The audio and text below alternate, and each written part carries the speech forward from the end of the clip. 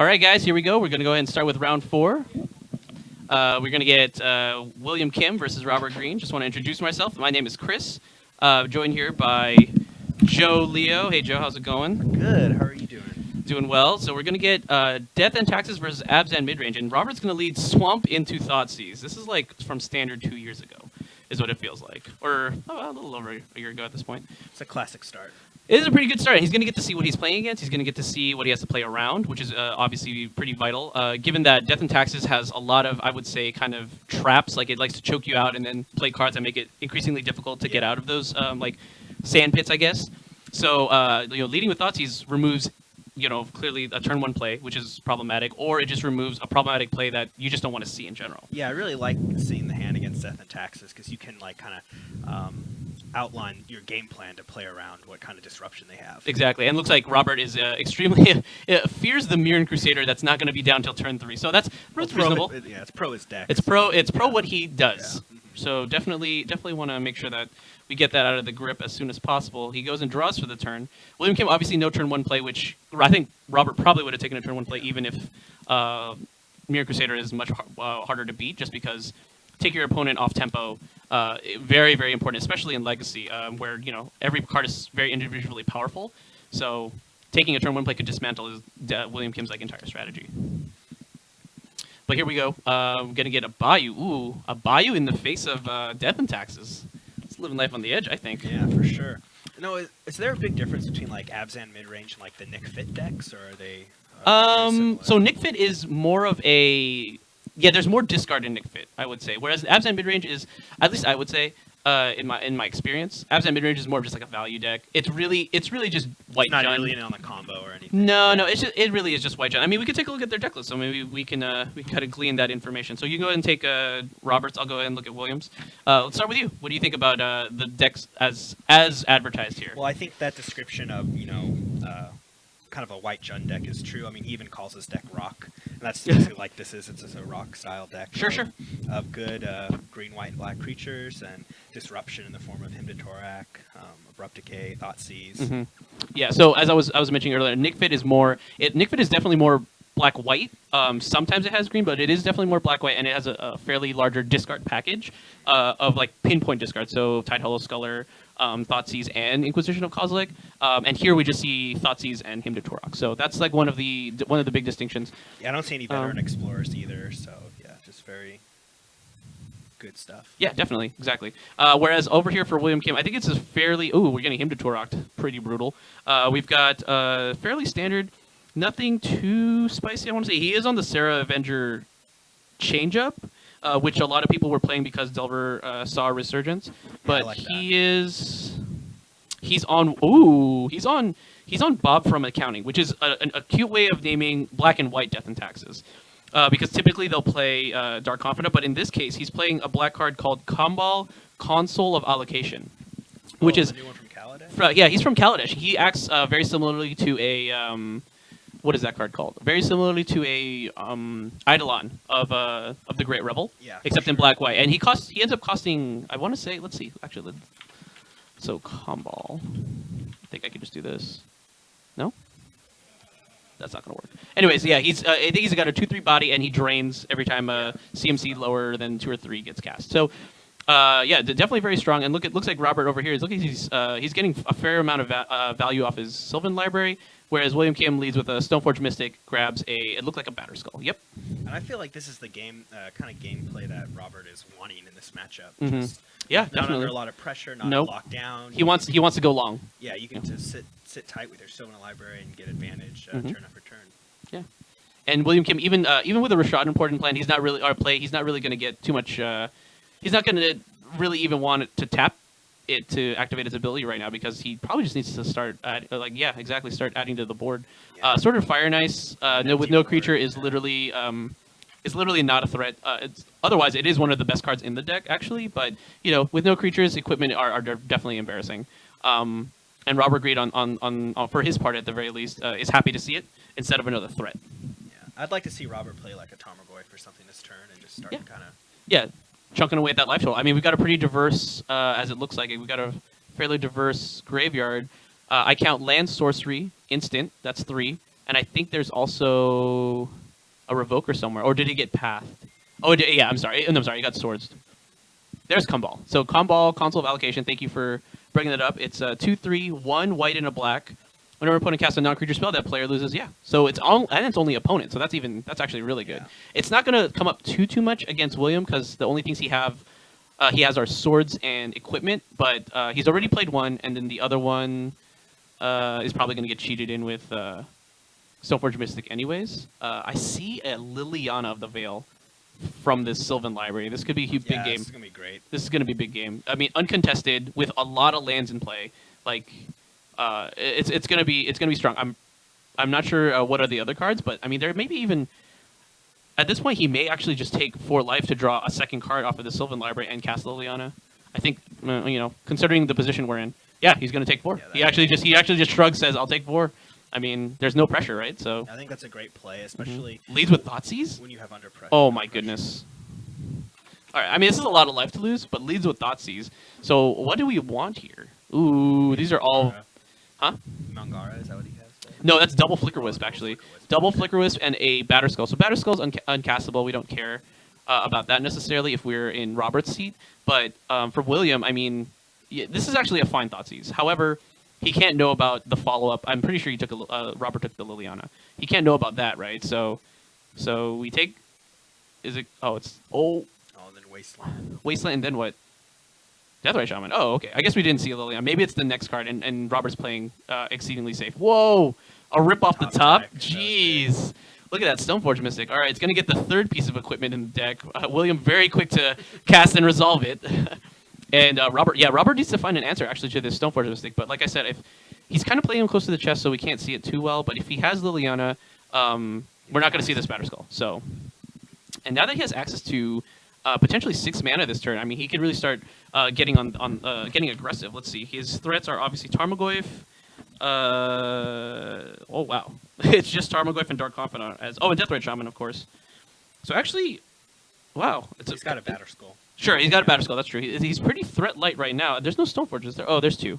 Okay, he's a little threat light at the moment, but if he does have this Liliana, it's going to be very good. Another Wasteland into Bob. And Robert is Hellbent. So I guess I must have misseen what the card in his hand, because that Liliana would have been great either of these turns. I feel like you would have sequenced it a lot differently if you had a Liliana there. Absolutely.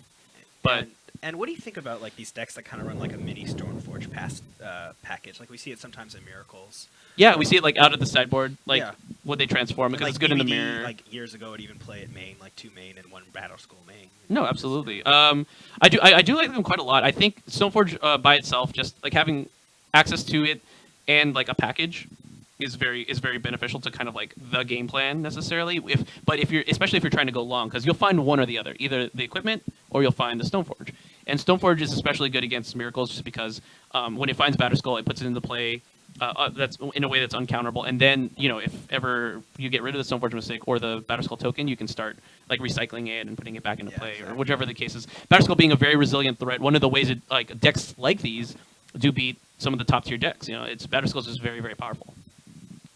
But in this position, it looks like William Kim's probably just gonna pass the turn. He's like, I have 0 options, man. Like I'm just gonna let you do what you do, and then we'll see what happens. Because very choked on. Ironically enough, he's the one choked out on resources as the Death and Taxes player. And yeah, we're gonna put a Batterskull into play. We're gonna get a Germ token. Don't miss it. All right, cool.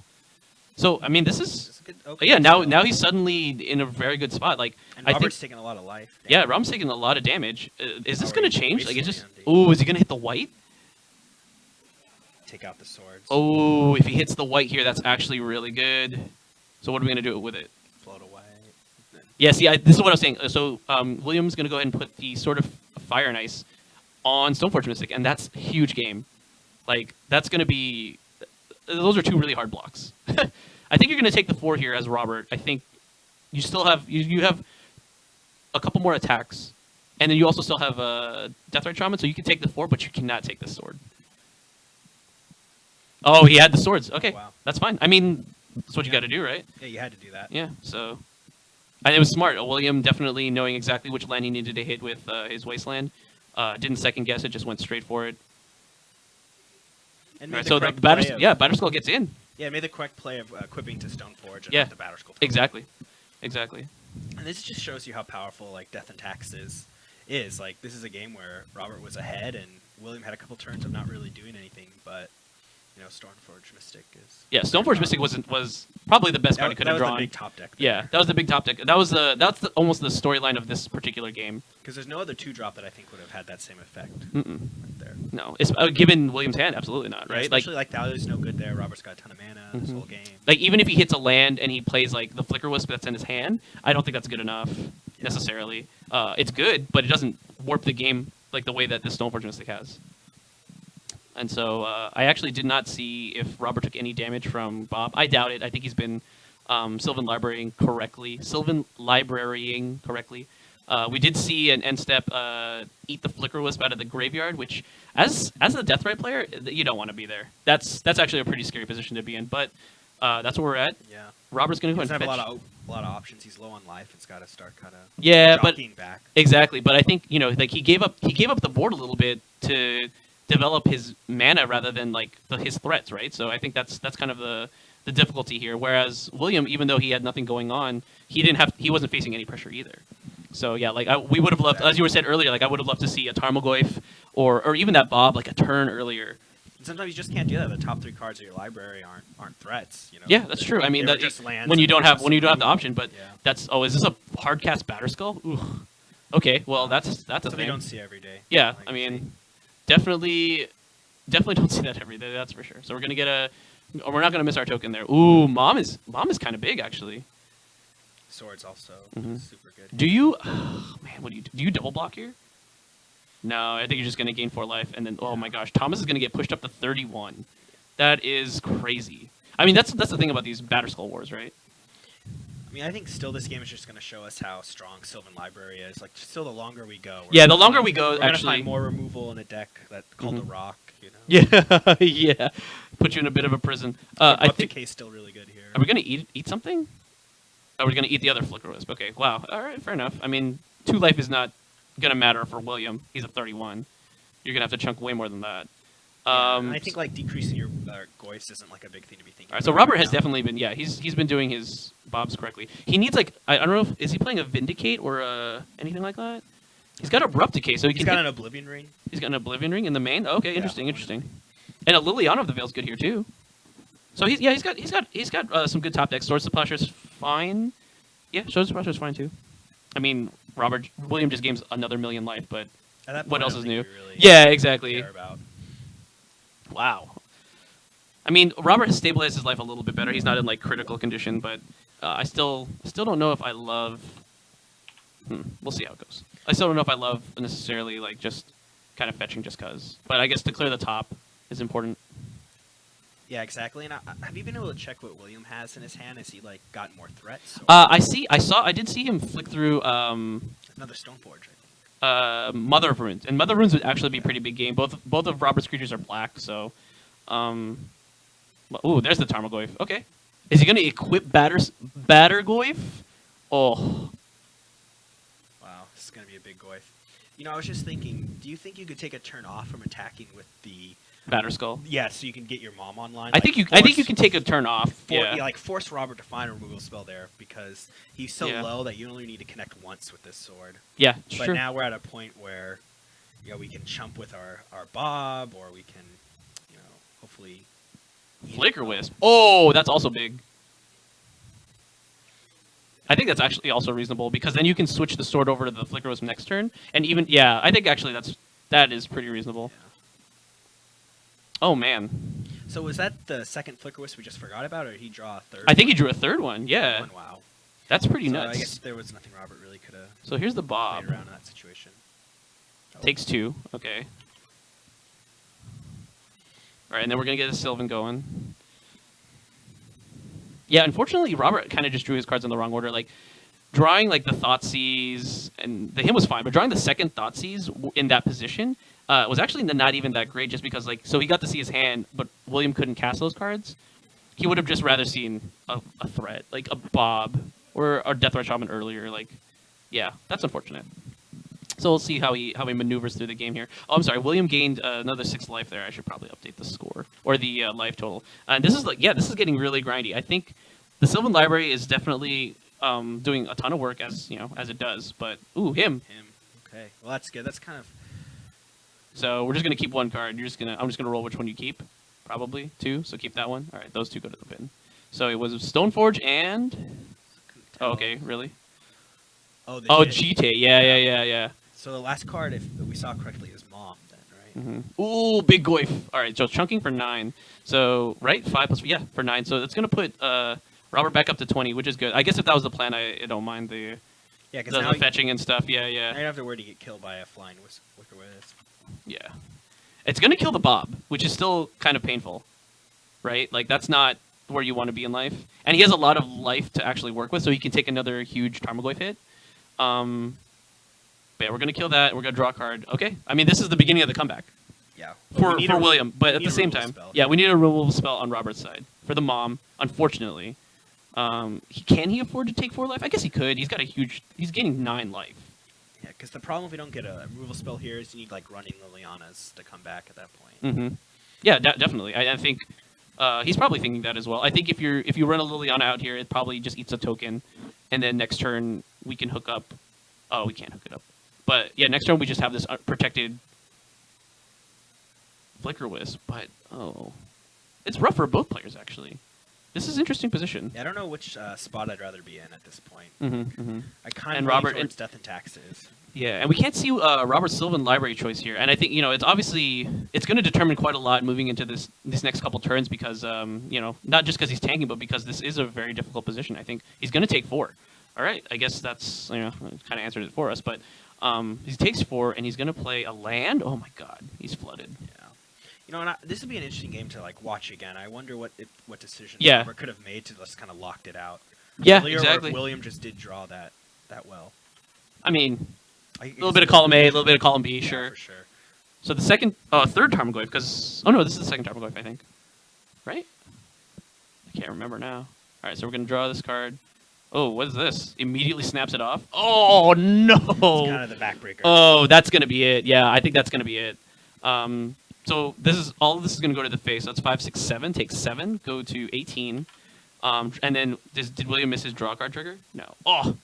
Well, I mean, it doesn't do anything, but it's just like more things. Yeah, like come on. Actually, with the Mom online now, like this is a pretty easy block and protect, right? Yeah. Because you can protect the Batterskull and then eat the Tarmogoyf, I think. Because that's 8. No, it's not big enough. It's just shy. Or you could just Actually, no. Oh no, it is shy. It's gonna eat something if you do that. Say again? Yeah. See, now Robert's all the way at 18, so it's not like you can just probably kill him in one shot here. So you do have to actually think about your blocks and activating Mom. He can kill him right here. Okay. Now he can't because he could have equipped the Batterskull to the Mirror Crusader. That's 6 double strike. Oh no, it's 12. Never mind. You're right. Oh, I mean with all the triggers, yeah. So if he draws a land here, I think Robert is dead because you also have to remember the flyer. Is that land? Yeah, Wasteland. Wasteland. Okay, whatever. Yeah. Also taps for mana. Occasionally, yeah, not just the spell. Yeah. Let's see if he fires off on here though. Yeah, this is interesting. Oh, he's playing it safe. Yeah, I kind of like this play by William. I don't see how you can lose with your Mirror Crusader on the board. Yeah, true. We're gonna draw a card off of that. Oh, we drew another Wasteland. Oh, the second Mom. Okay, so this is now next turn we can start attacking. Yeah. I don't know. I still don't know if I like firing this Wasteland. I don't see the point. I would rather. Well, I guess does Robert have another? Robert has his own Wasteland, so it's not safe. But at the same time, why not wait for him to waste back? Yeah. Why not wait for him to waste back? Because Robert's probably looking at the double striking Batterskull Crusader, and being like, huh. So we got in for damage there. That's another 7. Yeah, another 7 goes to 11. William has brought this all the way back after a turn 2 Sylvan Library. That's insane. That is really impressive. Yeah, I mean that's kind of like the power of Death and Taxes. I was talking about this earlier. It's there's certainly a glut of Death and Taxes players in general because the deck used to be fairly cheap, and then now it's one of the best decks in the format because of Conspiracy 2. And a lot of people are playing it. You can tailor it to any metagame. I really think it's the best deck. I think it's I think resilient. It's very resilient. Yeah, it's good at being proactive and And controlling. Controlling. Yeah, it's both of those at the same time. Absolutely. I mean, like Thalia. She's the exact example of what the deck does best. Like it denies your mana, which is controlling, and it's 2/1 first strike, so it's great against creatures, and just getting in for 2 is great. That's true. And Aether Vial just puts you so far ahead because it lets you use your mana for hurting the opponent and slowing down their gameplay. Exactly. But yet advancing your board. So yeah, definitely super strong here from William. I mean, like, yeah, it looks like Robert's gonna have to scoop it up. Wow, that is crazy. Okay, well. We saw an extreme early advantage from Robert, but he kind of dipped a little too low in life total at one point and had to kind of play defensively, and it just And I think put him on the back foot. I think it comes back to like turn 4, turn 5 when Robert thought seized and took Flicker Wisp a Stoneforge Mystic instead of the Batterskull. Because it let the top deck third Stoneforge Mystic. Yeah, no, he did take a Flicker Wisp. He took a Flicker Wisp, and then there was a Batterskull in hand. And I think you're right. I think if your deck is soft to Batterskull, which we just saw, if your deck is soft to Batterskull, just take the Batterskull. Especially because at that time you only had one white source, so you know there's a possibility that white source won't be around forever, and so then you lose one of your answers to it, your best answer. Definitely. I think both that Thoughtseize and then the following top deck was the storyline of this metagame, or I'm sorry, of this matchup or this game. But let's go ahead and look at the sideboard. Let's see what we've got here. I think Robert, for his part. He's got 2 Duress, 3 Leyline of the Void, an Oblivion Ring, Bitter Blossom, Pithing Needle, 1 Grafdigger's Cage, 2 Containment Priest, 2 Toxic Deluge, a Golgari Charm, and Choke. I can see a lot of these coming out. These are all fairly good against what William's doing. Toxic Deluge seems great. I even don't mind Pithing Needle. Pithing Needle is good against Stoneforge Mystic, or after it comes down, Batterskull, any of the swords, GT, Oblivion Ring. Charm is also... Yeah, Golgari Charm's great, and then Oblivion Ring. I think he's going to want to bring in Golgari Charm anyways because my intuition is William's going to bring in Rest in Peace if he has it.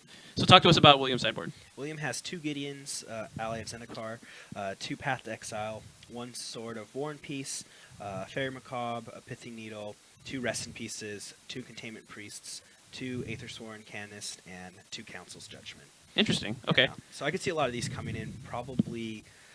I wonder if you bring in the paths. Do you think you need more removal, or is that not really what you're going? I don't know if you really need more removal. Plus, it doesn't like really do anything against what Robert you don't wants be the pathing mana. an early Bob anyway. Yeah, right? I think that the only thing you would path is a Bob. Like pathing a Deathrite Shaman, it doesn't feel good. You have to do it, but I don't think that's a reason to bring in Path to Exile on the draw, especially.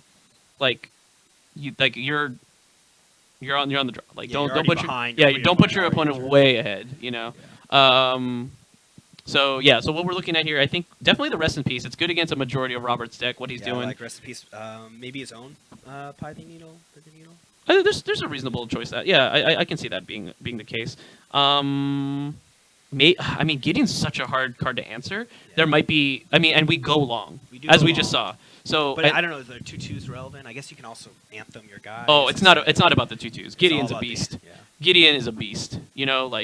Actually, maybe even past beyond that. Like maybe it is just make 2/2s so you never open up your Gideon to a Swords to Plowshares. Yeah. And then what do they do? That's what I'd be afraid of. Like I want to swing in and attack with Gideon all the time, but with really, I think. With William on the draw, I guess it's less likely that he'll be able to lock down the mana, but still, I think that's still the #1 plan in this matchup. Yeah, exactly. For a mid-range deck, getting your mana stifled, not being able to curve out is like brutal. Like you can just die on like the beginning stages. Yeah, exactly. If you stumble, or if you lose, or if you lose your mana, absolutely. Yeah. So if that's it, and that's certainly what William's trying to do. I mean, there's a lot of things that we can expect to see here. I don't really love anything else. I mean, the Council Judgment's fine for William. It helps deal with Planeswalkers, which is problematic, obviously. But other than that, I think Rest in Peace is just kind of the big one. Yeah, Rest in Peace is the elbow drop. That's for sure. Whereas on Robert's side, if he had to name one, it'd be Toxic Deluge. But it sucks to get Toxic Deluge taxed. But clearly we need it because it also gets rid of Mirror Crusader, which. If you guys remember to the very beginning of the game, that was Robert's first Thoughtseize. Like he feared the Mirror Crusader 3 turns down the line, before anything else. And in that game, it was what finally just broke the. Yeah, the second one broke. Yeah, the second one broke the game open. So over here we've got Robert, and he did bring in the Python Needle. We see he's debating his keep, and he looks like he's going to lead with Wasteland. No. Oh my goodness, leads with Wasteland. Pass. He might. He actually. There's a. Oh, okay. I was like, is he going to name Python Needle with his Wasteland with his Python Needle? So Aether Vial comes into play. Robert. Yeah, Robert goes in. I think he has. I'm pretty sure he has a turn 2 play here. It might have been. Okay, so he's going to expose his black source, black-green, for Bob, most likely. Oh, man. All right. I mean, and this is kind of risky, but yeah, this is kind of risky. It's kind of look at Robert. Even Robert himself is just like, oh man, please, please, please, please. Did he top deck the Bayou, or did he just want to save it? No, he had the Bayou, but I agree with that. I think you want to risk your Wasteland before your colored sources. For sure. Especially if you have a turn 2 play, right? So we're gonna take 2. Oh, he brought in the Charm. Okay. I like that. I do like that a lot, actually. The Lucario Charm is one of my favorite cards in Legacy. It's so versatile. I mean, it hits everything in Death and Taxes. Yeah. Like, basically. And in a lot of other matchups, you can find use for it. Mm-hmm. Regenerating your dudes is very relevant. It just like helps in combat sometimes, and then also destroying an enchantment. It's big. Yeah. There's a lot of powerful enchantments. A lot of powerful enchantments. And is it -1/-1? Is the And -1/-1. Yeah, it's all huge. creatures. Yeah, it's crazy against Death and Taxes, clearly. So we're gonna, we got a Wasteland from Robert, but I mean, I don't even know how good Wasteland's gonna be here, just because we have an active Vial going. And if this Bob swings in, would you trade a Mom for it? What do you think? If just as a hypothetical. Hypotheticals, I would really have to know the hand, but I don't think so. Yeah, I think Mom's way too powerful. Yeah, Mom's way powerful in this. It's a fair matchup. Like Mom's but great. I'm definitely offering it. Obviously, Robert's attacking. Right? Yeah. Like, and I actually like the Wasteland because of port. Like, you don't want them porting you down. Like that. No, that's fair. I agree with that. And then actually, Robert makes an interesting choice to not get a white source here. I wonder what he has in his. I think he has a Scrubland, but even so, you can still cast this. Ooh, naming. Oh, it's got to be Aether Vial. Yeah. So he's gonna activate it, and he does have the Mom. Okay. And then Robert's definitely not gonna offer trade here. Yeah, name the Aether Vial. Okay, fair enough. I don't know. No, I wouldn't offer the trade. I think the Bob is a little bit more important. I think, like as we said, the game's gonna go long, and he actually would rather just have the card advantage, at the cost of some life. Although if he flips his Batter Skull here, it's gonna feel bad. Yeah, it's gonna feel bad. But what are you gonna do? You play. It's a 1-of, yeah. Ooh, Wasteland, denying even more mana. Oh, we're gonna take 3 here. Oh, we can't cast it, so that's okay. I still really like Robert's spot. I like when Death and Taxes is kind of just like flundering around now without the Aether Vial. Yeah, he doesn't. Yeah, that's the thing. He doesn't have Aether Vial, so this is like a very precarious position. However, William does have a second Wasteland, so if he chooses to not develop his board next turn and he just Wastelands Robert, and Robert's underneath this Bob with no mana, that's gonna be bad. Yeah, that's really he doesn't have a land drop here. Yeah. Oh wow. I was hoping that this it's a port. would have been a land, but that port's still great here. Yeah, port's great, but I don't think that's what's gonna happen. I think he's gonna deploy a Stoneforge Mystic. Yeah, and then try to. And because we're still not fearing Liliana next turn, so and it's protected from with the Mother of Runes. Yeah, I think Robert might get locked under his own Dark Confidant, which is very, very unfortunate.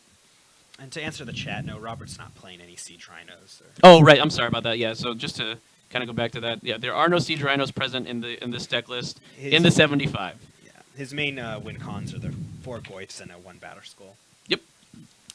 Yep. Which seems kind of light, to be honest. It is really light. I think he's like all removal, except 4 of those cards are Thoughtseize, so it's not really. And then I think how many hymns does he have? He's got 4 hymns. Yeah, I think that's like too much. And he's got 3 Abrupt Decays and 4 Swords and an Oblivion Ring. Like I would love to go up to 2. Like I think those 2 of those Hymn to Torgs could easily be Fatal Push if you're gonna do something like this, right? If you're gonna be like all answers kind of deal. So we get we got Batter Skull here. Pass the turn. Robert hits Sword Splushers and something else. We saw the reveal of Sword Splusher. I think. Or we moved a discard? Okay, there's the discarding a Liliana. Ugh. And see, this is not having a white source is kind of big, fetching the double. Yeah. I mean, I still think then Kim would have wastelanded the exactly. white source, but William definitely would have. What was he up 2 cards? Oh, Bob. Oof. Yeah. Jeez, and what a card to discard as well.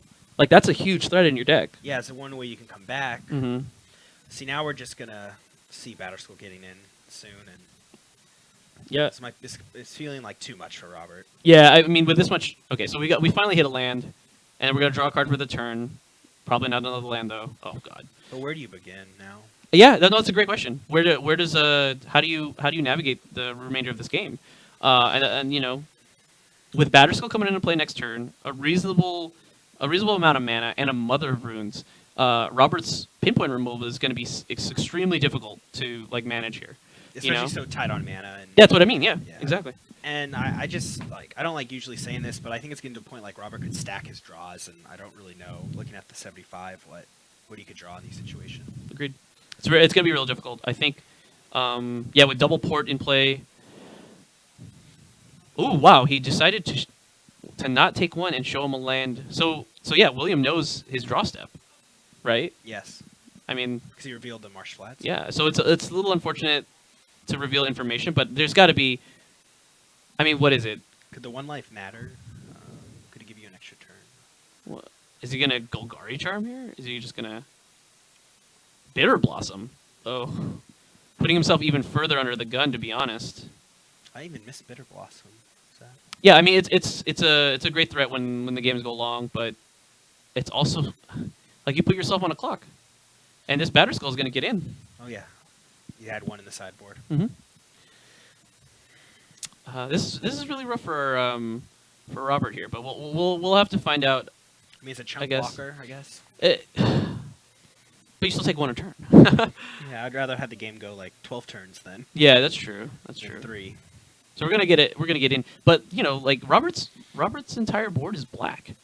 Oh wow! Yeah, he's got to go to the Dark Confidant, I guess. Yeah, he's got to throw that under. I mean, he's just losing too much life. He's hemorrhaging a lot. We have too many cards and not enough lands to play them. Yeah, yeah, as has been the case for a very long time. So yeah, we're gonna go down to 12 here. We're gonna get a Rogue Fairy, or Fairy Rogue, I should say. Bitter Blossom's one of my favorite cards in all of Magic. Yeah, it's great. It's like I love the flavor of it. I love what it does, and it just like everything about the card is very good. Yeah, and it's not played enough. I feel.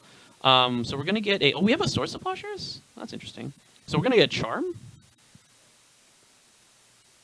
Okay. Oh, he's putting the Bitter Blossom on the stack because he's getting ported. Yeah. Gotcha. Okay, I mean this is step 1. Yeah. Actually, getting rid of the mom is step 1. So we're gonna draw a card. Opens up to our top decking removal. Yeah, exactly. Which I think he did. I think he just top decked the swords. No, yeah, he had the swords, Oh, and yeah. he needed the land. Okay, this is all right. Yeah, This is getting yeah, interesting. Marsh Flats, Yeah, this is getting really interesting. If Robert wants, I mean, he does want. Oh no way! Are you really gonna Swords a token? That cannot possibly be correct. Okay, thank God. Oh, but see, now if he doesn't use that mana, he could have deployed a second mom in his hand. So yeah, I saw it's that kinda mom. tough now. Exactly. Yeah. Like, I mean, the plan was to port, right? So you have to imagine like he's not going to be able to get his threat in, and now Robert's tanking on this Swords of Plowshares. It's kind of tough, actually. It's kind of tough because William can put it back in his hand at the end step. Robert's going to go down to 11 here. Probably find a plains, I want to say. I really wish William would have played the mom last turn. I agree. Well, 'Cause he ended up not using any white mana. Well, well, he did know that he actually. No, I think maybe it's What did correct. he want a swords there? That would have been so bad that he could have done it on his. Well, no, main he knows that Robert has the Golgari Charm, so he's playing around the he's Golgari playing Charm. around So I guess that's Yeah. still fine. We don't, we're not gonna. No, that's totally correct. Yeah. So he knows if you know that the Golgari Charm's coming, like, yeah, just don't play the mom. He's got a fistful of threats. Like, it's a little fistful. They're all threats, except for mom. Mom's not a threat, but she's hard to deal with. Yeah, I think mom's a threat. She makes all your threats better. All right, so we're gonna tap the green here. I think that's what's happening. Yeah, I guess so. Take off Goyf. Oh, what? Oh, is this Abrupt Decay? No. Yeah, he's debating whether it's the Stoneforge Mystic or the Mom. And I actually think I like hitting the Stoneforge Mystic. Yeah, it stops him from being able to. Yeah, it stops him from being able to redeploy the Batterskull. Oh, man, nothing? He must have not had it, right? Yeah. Well, maybe we can get in for one. I don't really know if that's the storyline here, but we'll see. Is that another Bob? It's not really where you want to be. That's a Jite. No. No, Jite is actually a big game here. Yeah, now we have flyers. Yeah. GTA's a big game here.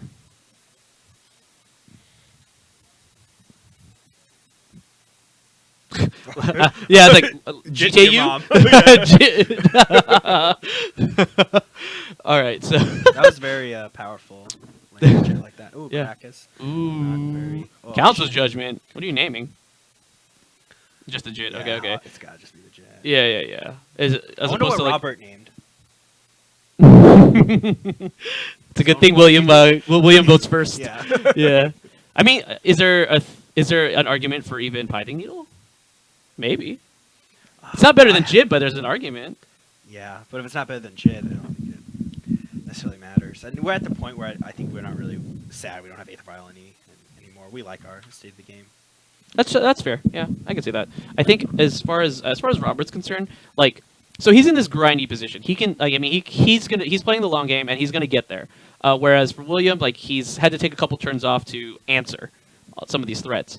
But now because of that having to come back for Robert, he's now at 9, and now the losing life is going to start mattering, especially since we discarded him to Turok. Skull. I actually think this is very good. There's a lot of great cards in William's deck right now, or William's hand right now. So 1. Okay, so we're gonna get rid of both of these. Rest in peace. Wow, rest in peace swords. That was nice. Holy crap! I think that was like perfect. Like it's good against. Well, not right here, but it's good. It's going to be good against the rest of Robert's deck, right? So we're getting in with 2 of these tokens. We're putting William down to 18. The long grind. Yeah, this is not looking good for William, actually. I don't think Robert has any other ways to gain life though, other than Batterskull and JIT. Yeah. So I wonder if this Bitter Blossom could end up killing him, especially because did he just fetch? Yeah. He just fetched. Yeah. I don't think. Well. In both ways, I think he just doesn't have a choice. Like he has to. Yeah, he has to play this way. He had to. Oh, is he playing Bob? What's in his hand? Is that? Oh, come on! Don't play Bob. Like William just passes.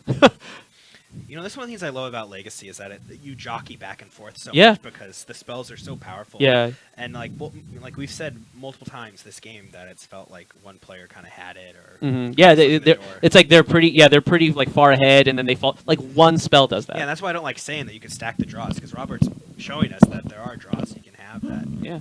Well, because I think part of it is it's not. It doesn't happen in a vacuum. Like even if you didn't stack Robert's draws, if Williams aren't good, then you open the door, which is kind of like an inverse of what happened last game, where Robert's hand or whatever was very good, and Williams wasn't, but he still managed to come back from it, and he rips a rest in peace off the top. Are you serious? So now our Goyf is, and it's funny. William was all upset about the Goyf. Yeah, because he just lost rest in peace, and then rips it off the top. Yeah, like well, I mean, I don't think we can get luckier, to be honest.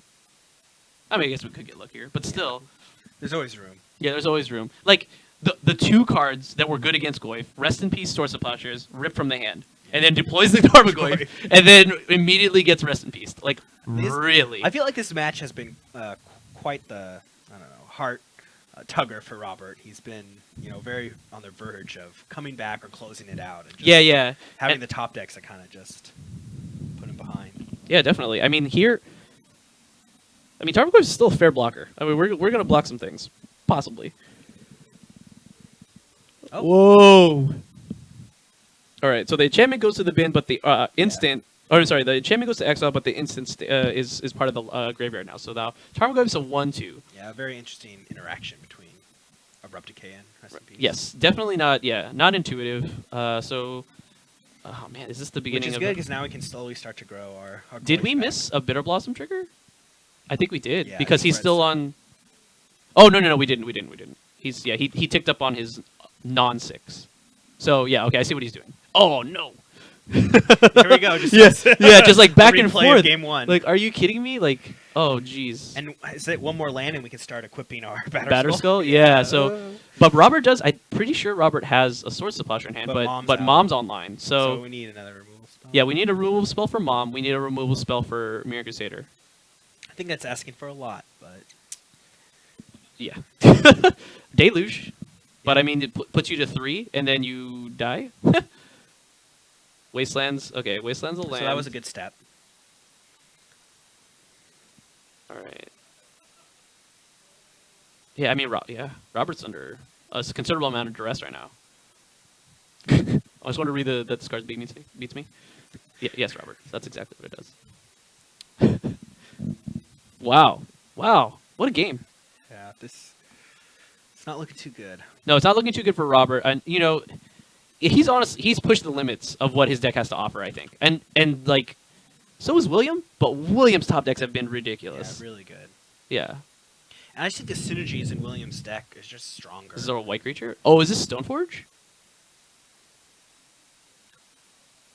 I mean, that would be good because it could chump. Oh no. Yeah, Robert just has to pray. Yeah, you just got to hope he doesn't attack, right? Or hit a land. Yeah. Oh, Oh, hits it. No, Whoa. no equip, and he just tapped out. He tapped out yeah, his so white. one black, yeah. Oh my god. Oh, he's just gonna let Robert. He's just gonna let Robert die to his own. Yeah. Own Bob. And I mean, he does a Bitter Blossom or Bob, right? Like yeah. one or the other, necessarily. And yeah, but the no equip there was. Yeah, I guess you should hide the land then, not play it. I guess. If that's what you're gonna do. Yeah. Yeah. Well, I mean, that wraps up that game. So that was I mean. I think that's the most interactive game of Magic I've seen on camera today. To be honest, like it's been rough. Yeah, usually when I sit down to watch Legacy, you don't see that. You see a lot of like combo decks. Yeah, a lot of one-sided. Or locking people out very early. Mhm, But mhm. that had a lot of back and forth. And That was good. I Sure. quite enjoyed that. So we're gonna turn it over back to. We're gonna go to our break screen. Try to get you another match. I do know that the other match that we have set up for you guys is Death and Taxes versus Elves. It's not something I really want to watch necessarily, but we always want to provide as much Yeah, coverage I as love possible. Elves. So we'll have to take a look at it. But we're gonna go ahead and cut for a minute, and we'll be back soon.